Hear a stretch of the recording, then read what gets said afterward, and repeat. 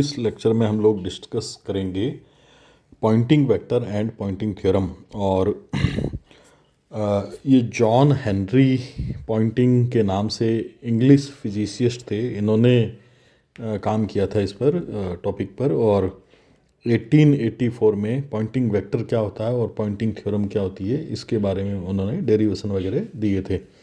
तो चलिए हम लोग स्टार्ट करते हैं पॉइंटिंग वेक्टर।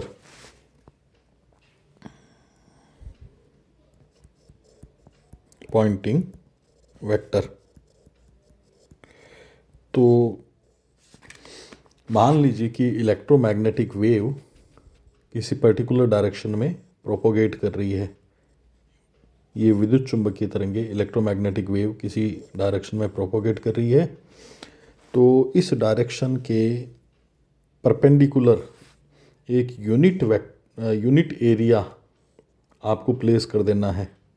इसके परपेंडिकुलर आपको एक unit area 1 metre by 1 metre, MKS की बात करें, MKS सिस्टम या SI सिस्टम की बात करें तो 1/1 का एरिया रख देना है। और इस एरिया से जितनी एनर्जी यूनिट टाइम में बाहर निकलेगी, यानी कि इस एरिया को जितनी एनर्जी 1 सेकंड में क्रॉस करेगी, उस एनर्जी को ही हम लोग पॉइंटिंग वेक्टर बोलते हैं। तो पॉइंटिंग वेक्टर और कुछ नहीं होता। पॉइंटिंग वेक्टर ये और कुछ भी नहीं है। ये क्या है? एनर्जी का फ्लक्स है। इलेक्ट्रोमैग्नेटिक एनर्जी होएगी एनर्जी फ्लक्स। एनर्जी फ्लक्स का मतलब यूनिट टाइम में यूनिट एरिया से कितनी एनर्जी क्रॉस होती है, जबकि एरिया जो है वो perpendicular to the direction of propagation of electromagnetic wave रखा गया हो। तो सबसे पहले इसकी डेफिनेशन लिख देते हैं। डेफिनेशन है कि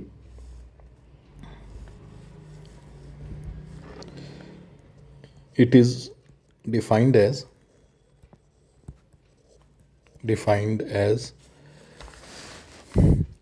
एनर्जी क्रॉसिंग, इलेक्ट्रोमैग्नेटिक एनर्जी लिख देता हूँ, electromagnetic energy crossing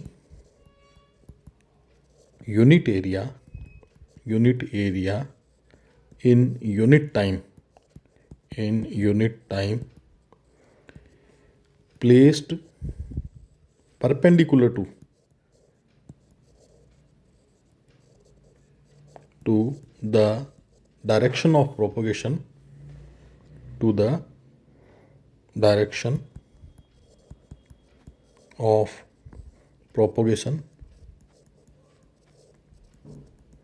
of EMW। तो इलेक्ट्रोमैग्नेटिक वेव के प्रोपोगेशन डायरेक्शन के परपेंडिकुलर रखे यूनिट एरिया से यूनिट टाइम में कितनी एनर्जी निकलती है वो होता है पॉइंटिंग वेक्टर। और इसका जो फॉर्मूला होता है, इसको S से रिप्रेजेंट करेंगे पॉइंटिंग वेक्टर को। और इसका फॉर्मूला होता है E क्रॉस H,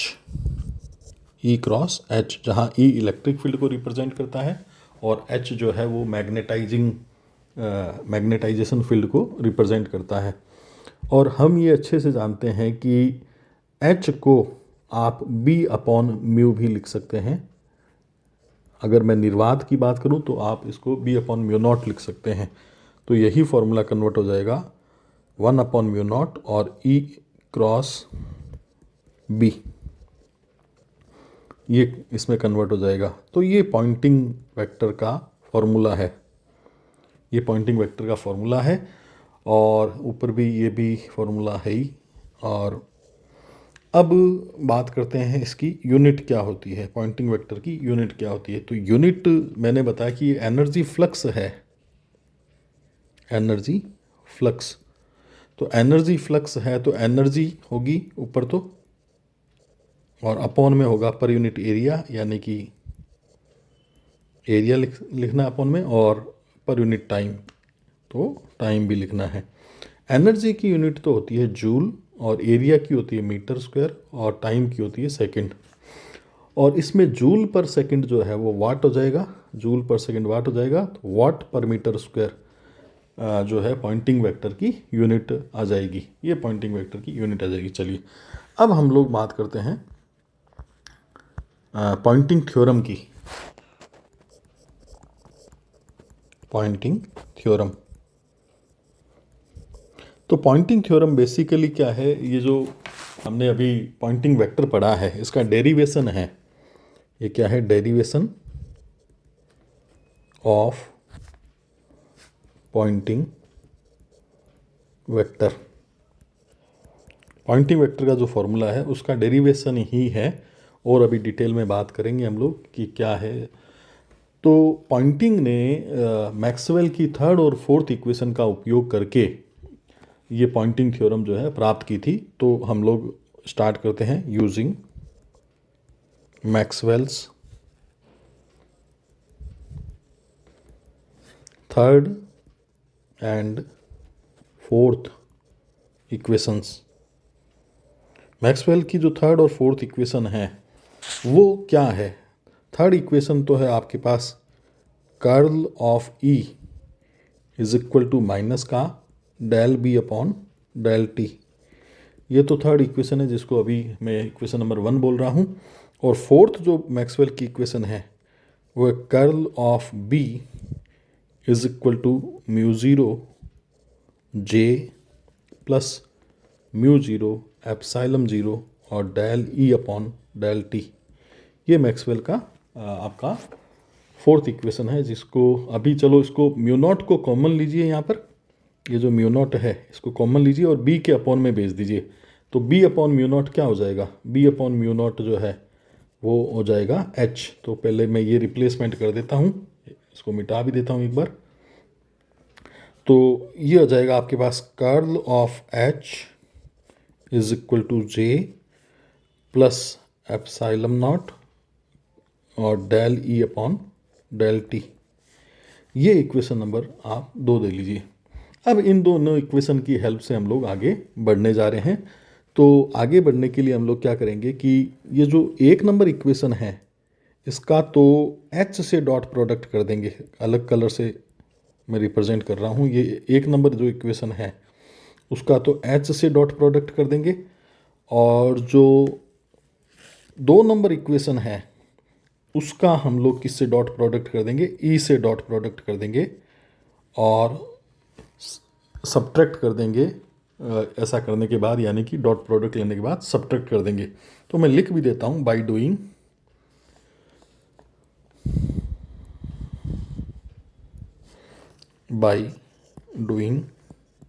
क्या करना चाह रहे हैं कि इक्वेशन 1 का तो डॉट प्रोडक्ट लेना चाह रहे हैं एच से, और माइनस इक्वेशन 2 का डॉट प्रोडक्ट लेना चाह रहे हैं ई से। तो ऐसा कर दे में तो देखो क्या आपके पास बन जाएगा लेफ्ट हैंड साइड में। लेफ्ट हैंड साइड में बन जाएगा एच और कर्ल ऑफ ई माइनस का ई और कर्ल ऑफ एच। ये तो आपके लेफ्ट हैंड साइड में बन जाएगा।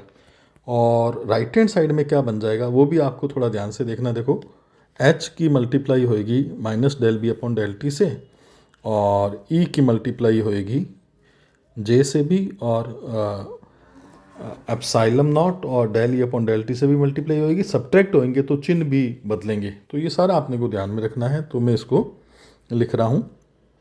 तो ये अपने पास आ जाएगा माइनस का एच और del B upon del T और जे डॉट ई, और माइनस का ही आएगा ई एप्सिलॉन नॉट और del E upon del T. तो ये जो फॉर्म है ये अपने पास आ गई है। अब इससे आगे अपने को बढ़ना है। इससे आगे बढ़ने के लिए हम लोग क्या करने वाले हैं कि जो लेफ्ट हैंड साइड है उसमें एक वेक्टर आइडेंटिटी लगती है। वो वेक्टर आइडेंटिटी हम लोग लगा देते हैं यूजिंग वेक्टर आइडेंटिटी।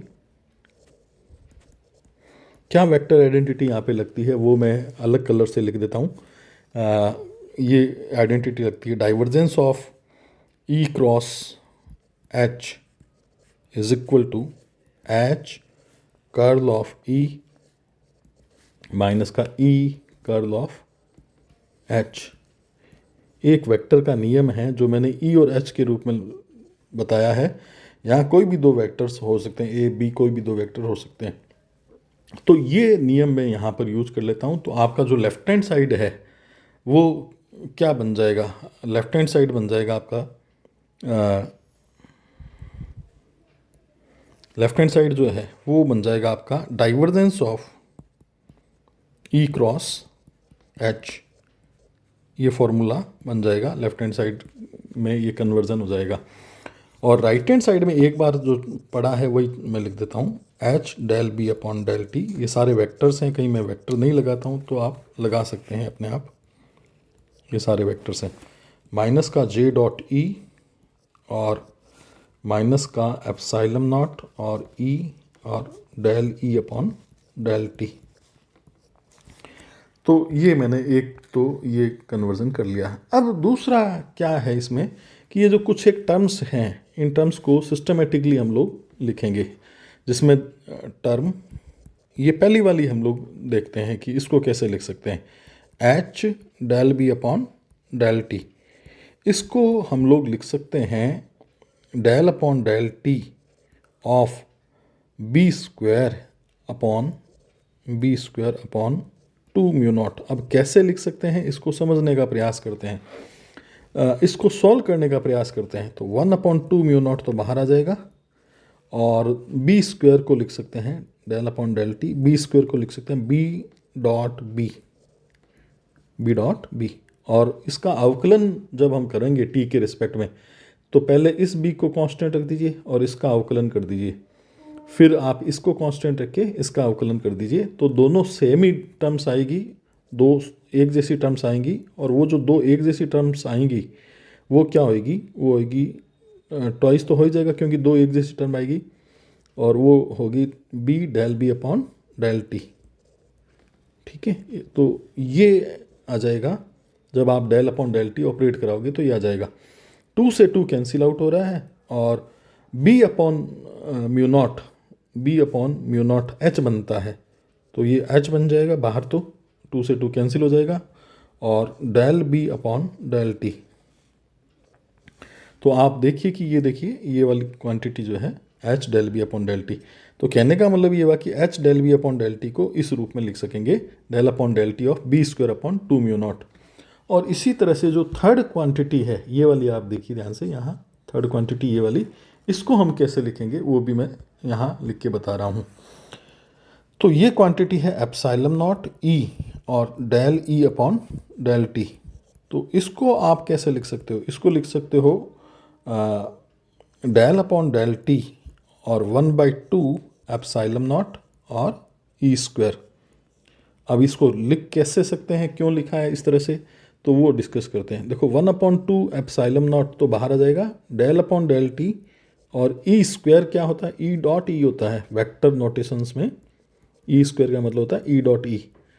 अब इसमें बिल्कुल वैसे ही कर दीजिए कि पहले इस ई को स्थिर रखिए और डेल अपॉन डेल टी इस पर ऑपरेट करा दीजिए, फिर इस ई को स्थिर रखिए और डेल अपॉन डेल टी इस ई पे ऑपरेट करा दीजिए। तो दो एक जैसे पद आएंगे, और वो जो दो पद आएंगे वो होंगे, 2 तो लिखना पड़ेगा क्योंकि दो पद आएंगे, और वो पद होंगे E del E upon del T.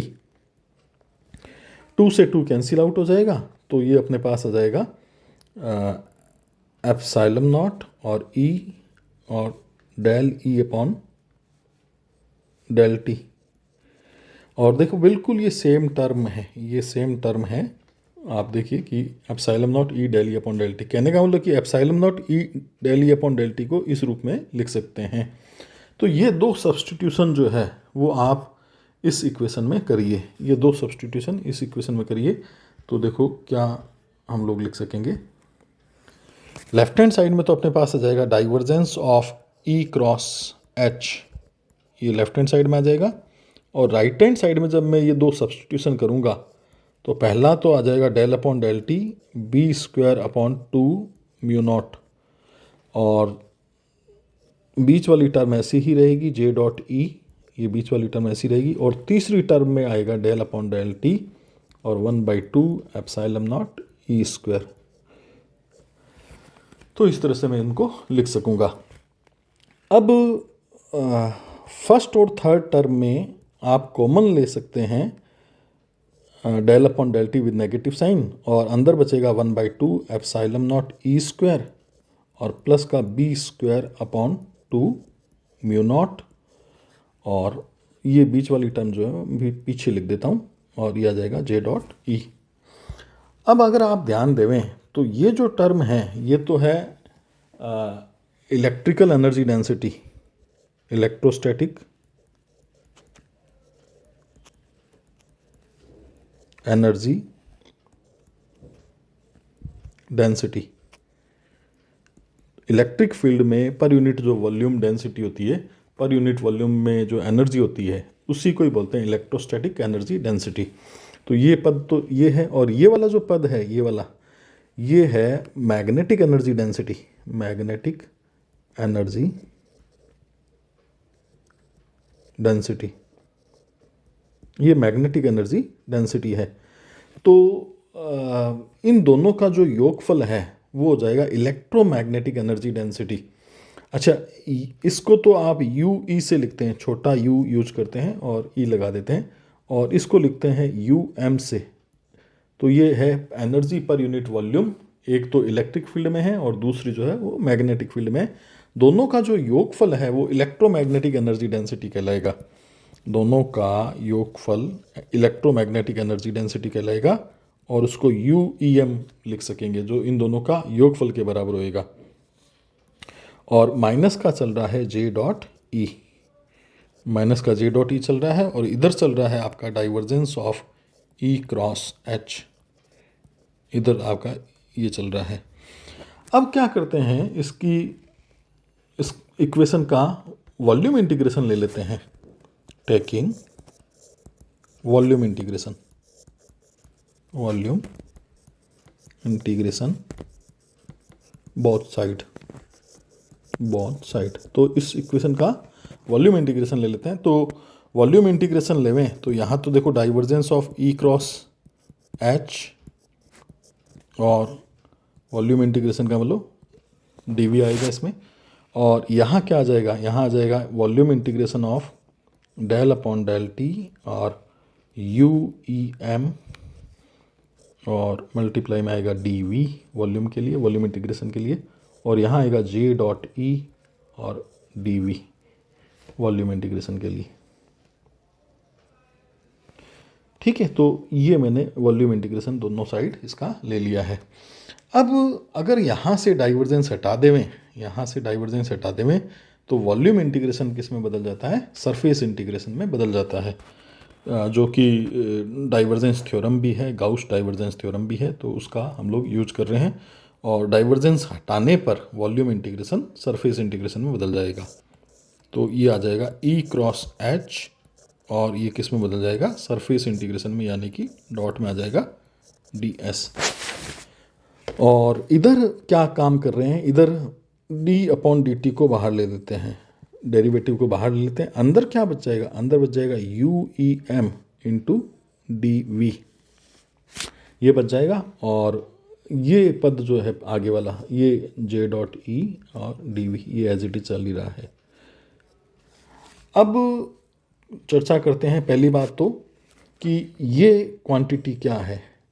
ये क्वांटिटी अगर आप ध्यान से देखें तो यू ई एम क्या था, यू ई एम था यूनिट वॉल्यूम में इलेक्ट्रोमैग्नेटिक एनर्जी, ये यू ई एम है यूनिट वॉल्यूम में इलेक्ट्रोमैग्नेटिक एनर्जी। इसको जब आप डी वी से मल्टीप्लाई कर देते हैं ना, तब ये बन जाता है डी वी वॉल्यूम में इलेक्ट्रोमैग्नेटिक एनर्जी। क्या बन जाएगा ये डी वी वॉल्यूम में इलेक्ट्रोमैग्नेटिक एनर्जी। और जब आप इसका समाकलन कर देते हैं तो ये पूरे वॉल्यूम में इलेक्ट्रोमैग्नेटिक एनर्जी बन जाएगा। तो ये electromagnetic energy in whole volume ये बन जाएगा, जिसको हम लोग कैपिटल यू से लिखेंगे डी अपॉन डी टी, और इसको क्या लिखेंगे कैपिटल यू से यू ई एम। तो मैं जो अनावश्यक है उसको रब कर देता हूँ। तो ये यू ई एम बेसिकली क्या है, ये जो क्वांटिटी है ये यू ई एम है, पूरे वॉल्यूम में कितनी इलेक्ट्रोमैग्नेटिक एनर्जी है वो वाली क्वांटिटी है। और क्या चल रहा है, और चल रहा है जे डॉट ई और डी वी। और इधर क्या चल रहा है, इधर चल रहा है ई क्रॉस एच और डॉट डी एस। और फाइनली इसको देखो किस रूप में लिख सकेंगे, फाइनली इसको लिख सकेंगे माइनस का D upon D T of U E M is equal to E cross H E cross H dot D S और प्लस का जे डॉट ई और डी वी। ठीक है, ये इसको लिख सकेंगे। ये जो इक्वेशन आई है ना, इसी इक्वेशन को बोलते हैं पॉइंटिंग थ्योरम। ये जो इक्वेशन आपको प्राप्त हुई है, ये इक्वेशन क्या कहलाती है? पॉइंटिंग थ्योरम कहलाती है। ये पॉइंटिंग थ्योरम कहलाती है। This is pointing theorem. तो ये क्या कहलाती है? पॉइंटिंग थ्योरम कहलाती है। और ये basically law of conservation of energy होता है। ये क्या होता है? This is basically law of conservation of energy. इसको हम लोग समझने का प्रयास करते हैं। देखिए, मान लीजिए कि कोई क्लोज्ड सरफेस है और इस क्लोज्ड सरफेस में कुछ इलेक्ट्रोमैग्नेटिक एनर्जी ट्रैप्ड है। तो अगर मान लीजिए कि ये इलेक्ट्रोमैग्नेटिक एनर्जी समय के साथ घट रही है, तो सीधी सी बात ये है कि ये सरफेस से बाहर निकलेगी। तो सरफेस से बाहर निकलेगी ये वाली एनर्जी, इलेक्ट्रोमैग्नेटिक एनर्जी। अगर किसी क्लोज्ड सरफेस के अंदर घट रही है तो वो सरफेस से बाहर निकलेगी। तो ये लेफ्ट हैंड साइड में तो देखें तो ये क्या है? Rate of decrease of electromagnetic energy. Left hand side में जो क्वांटिटी है ना, वो है rate of decrease of electromagnetic energy. तो राइट हैंड साइड में जो क्वांटिटीज़ हैं उनमें से एक पद कोई होना चाहिए सरफेस से बाहर निकलने वाली एनर्जी का। तो जैसा सरफेस इंटीग्रेशन हो रहा है, पहला ही पद देखिए, जैसे सरफेस इंटीग्रेशन है, तो पहला जो पद है वो क्या होना चाहिए? सरफेस से बाहर निकलने वाली एनर्जी होनी चाहिए। Rate of outcome, rate of outward energy है ना, तो आउटवर्ड एनर्जी का रेट ये होना चाहिए। और ये सेकंड टर्म भी हम लोग चर्चा करेंगे। तो पहली टर्म पर पहले बात कर लेते हैं हम लोग।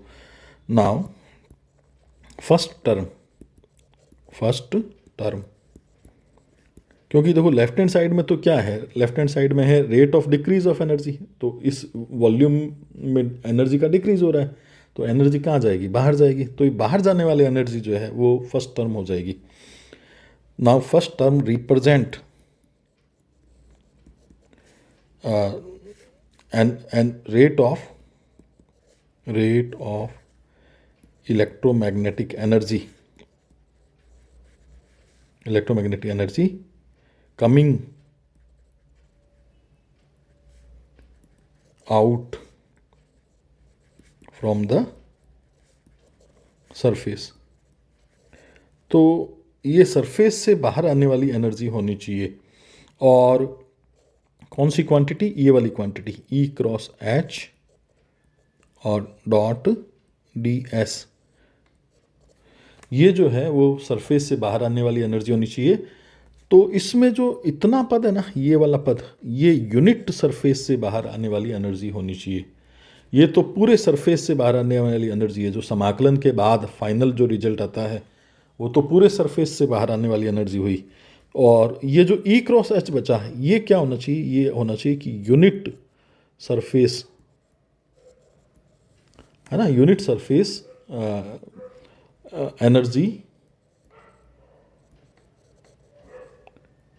एनर्जी कमिंग आउट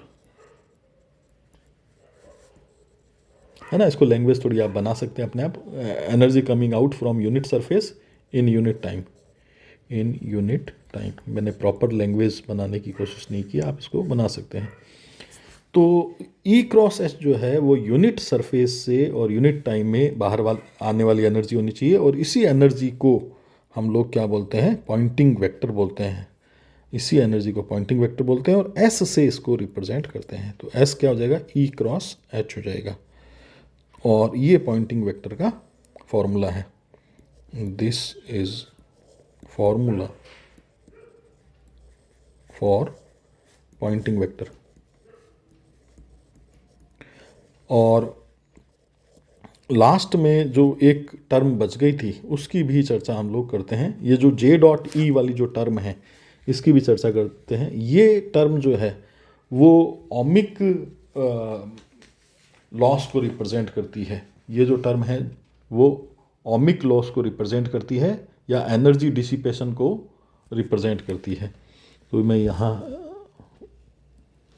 मार्कर्स इससे हाइलाइटर से लिख देता हूँ कि ये जो टर्म है वो ओमिक लॉस को रिप्रेजेंट करती है।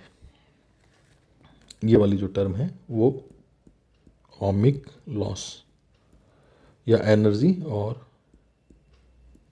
एनर्जी डिसिपेशन को रिप्रेजेंट करने वाली टर्म है। तो ये वाली टर्म ये रिप्रेजेंट करती है। तो इस तरह से हम लोग ये कह सकते हैं कि ये जो इक्वेशन है वो equation law of conservation of energy को रिप्रेजेंट करता है, और इसी इक्वेशन को हम लोग क्या बोलते हैं, पॉइंटिंग थ्योरम बोलते हैं। इस इक्वेशन को पॉइंटिंग थ्योरम है, और बेसिकली क्या है, law of conservation of energy है। और ये rate of decrease of energy in a particular volume, और अगर एनर्जी डिक्रीज हो रही तो सीधी सी बात है कि या तो सरफेस से बाहर जाएगी एनर्जी, तो ये सरफेस से बाहर जाने वाली एनर्जी हो गई, या फिर एनर्जी का लॉस होएगा, तो ये एनर्जी का लॉस हो गया। तो इन दोनों के योगफल से ये वाली जो टर्म है वो आपके पास आ रही है। Thank you.